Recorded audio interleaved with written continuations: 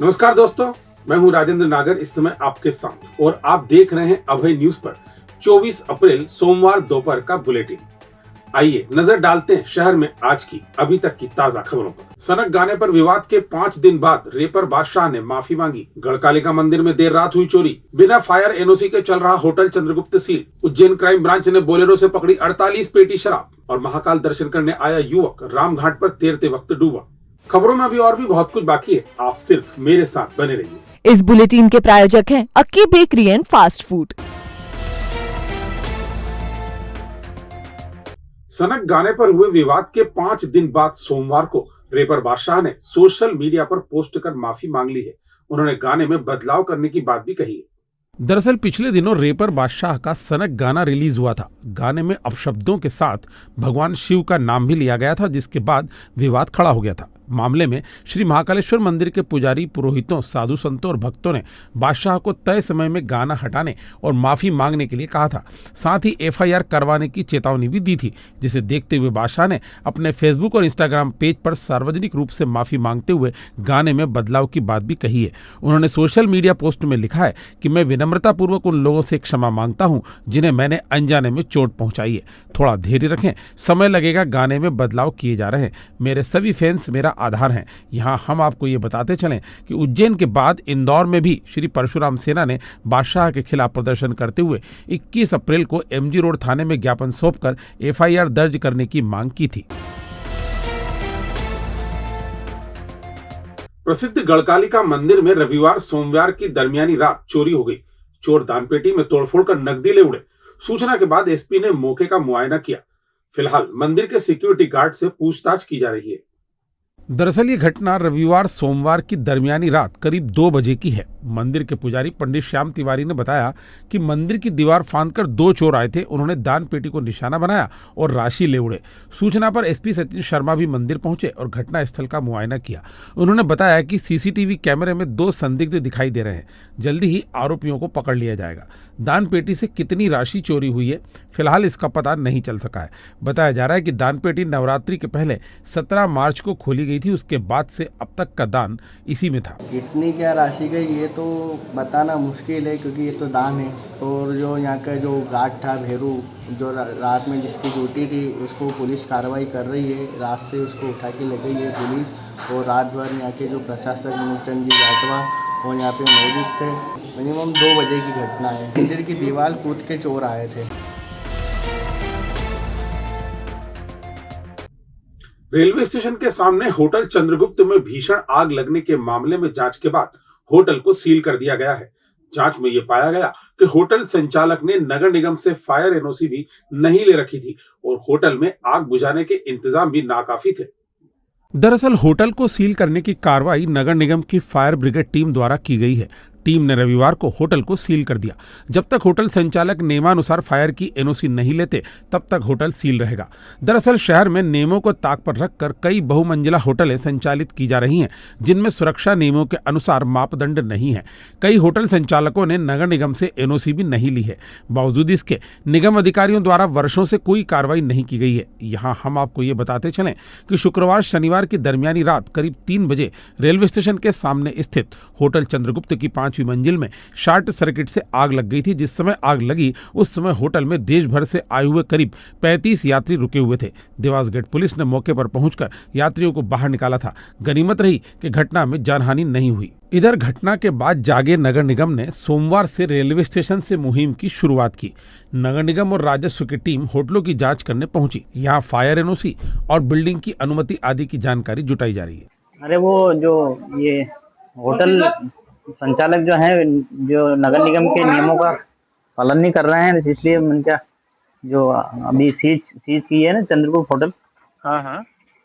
तो इस संबंध में उनके आगे कुछ कार्रवाई होगी क्या? पूरे शहर में लगभग सभी होटलें जो है इस तरह की नगर निगम के नियमों का पालन नहीं कर रहे हैं।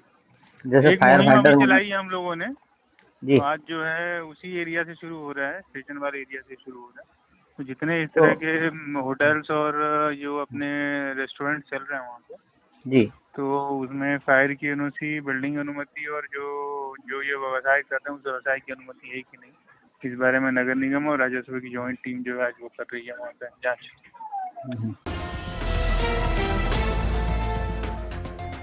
मुखबिर की सूचना पर क्राइम ब्रांच ने बड़नगर थाना क्षेत्र के ग्राम बांगरेट से बोलेरो में अवैध रूप से ले जाई जा रही 48 पेटी शराब जब्त की है। पुलिस ने बोलेरो के ड्राइवर और मुंशी को गिरफ्तार कर लिया है। दरअसल क्राइम ब्रांच को ये सूचना मिली थी कि बड़नगर थाना क्षेत्र के ग्राम बांगरेट से बोलेरो में बड़ी मात्रा में शराब का परिवहन किया जा रहा है। इस पर टीम मौके पर पहुंची और बोलेरो क्रमांक MP 09 BA8763 को रोका तो उसमें से 36 पेटी देशी शराब, 11 पेटी बियर और 1 पेटी अंग्रेजी शराब की मिली।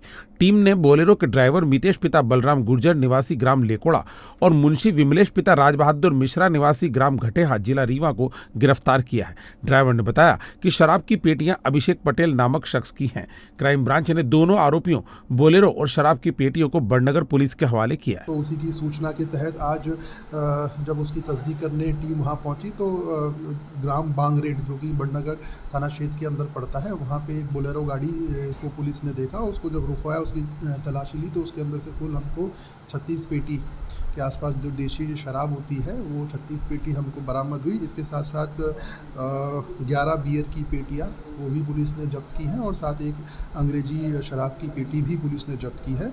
तो इस मामले के अंदर पुलिस थाना बड़नगर में 34(2) का प्रकरण कायम किया गया है। भविष्य की चिंता छोड़ो, पंडित गोविंद गुरु से नाता जोड़ो। ना कोई पैसा ना कोई फीस, बस लीजिए गुरु जी का आशीष। आज ही जाने अपनी हर समस्या का समाधान। संपर्क करें 9827030415 या 9302230415। हमारा पता 8 अलगदाम कॉलोनी, सावे रोड, उज्जैन।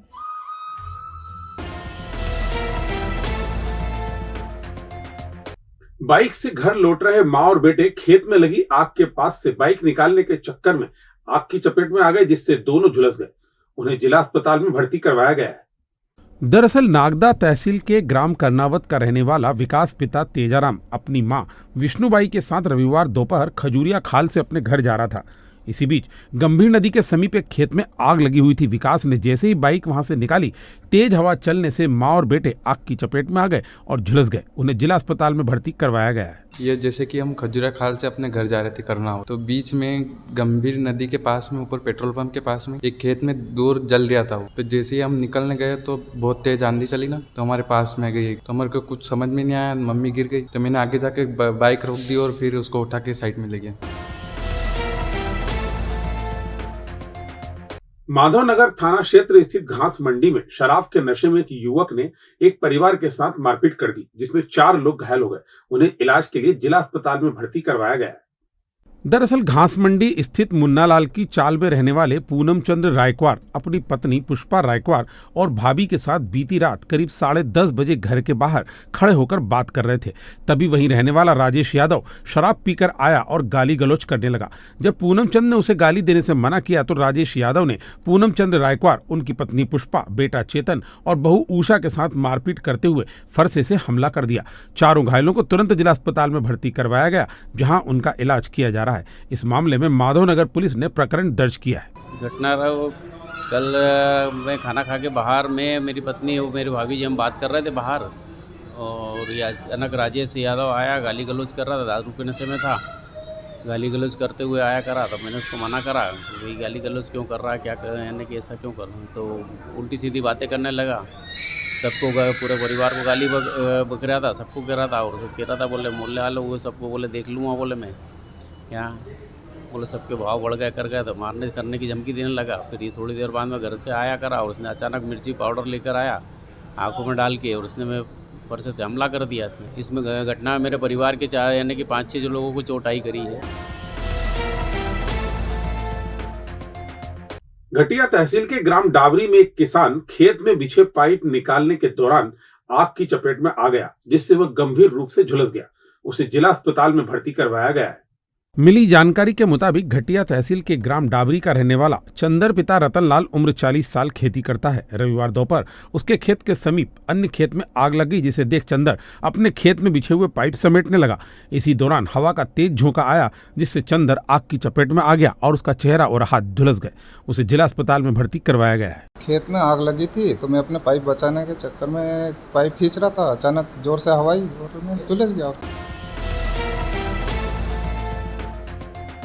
अपने दोस्तों के साथ महाकाल दर्शन करने आया युवक रामघाट पर शिप्रा में तैरते वक्त डूब गया। उसे वहां मौजूद तैराकों ने बाहर निकाला। सोमवार सुबह पोस्टमार्टम का शव परिजनों को सौंप दिया गया। दरअसल इंदौर के विजयनगर के समीप मालवीय नगर का रहने वाला 24 वर्षीय शुभम पिता नरसिंह ठाकुर रविवार रात अपने दोस्त सन्नी, दत्ता और विशाल के साथ महाकाल दर्शन करने उज्जैन आया था। देर रात करीब 3 से 3:30 बजे के बीच शुभम नदी में तैर रहा था, तभी गहरे पानी में चले जाने से वह डूबने लगा। घाट पर मौजूद तैराकों ने उसे बाहर निकाला, लेकिन तब तक उसकी मौत हो चुकी थी। सोमवार सुबह पोस्टमार्टम के बाद शव परिजनों को सौंप दिया गया। मृतक शुभम के पड़ोसी आशीष ने बताया कि उसके परिवार में मां, बड़ा भाई, पत्नी और 2 साल का बेटा है। ये रात को महाकाल दर्शन करने के लिए निकले थे चारों दोस्त, और उसमें 3-3:30 बजे की घटना है। रामघाट पे तैरने से एक जने के हमारे शुभम भाई है ठाकुर, ये विजयनगर मालवीय नगर है, विजयनगर के ठीक पास में, वहाँ के निवासी है इंदौर। ये बस चलाते थे, अभी 3-1 महीने से डंपर चला रहे हैं। परिवार में इनका एक बड़ा भाई है, इनकी वाइफ है, एक बेटा 2 साल का शुभम ठाकुर का, और उनकी मम्मी सन्नी, दत्ता और विशाल। ये थी आज की ताजा खबरें। कल फिर इसी समय आपसे मुलाकात होगी। तब तक के लिए नमस्कार।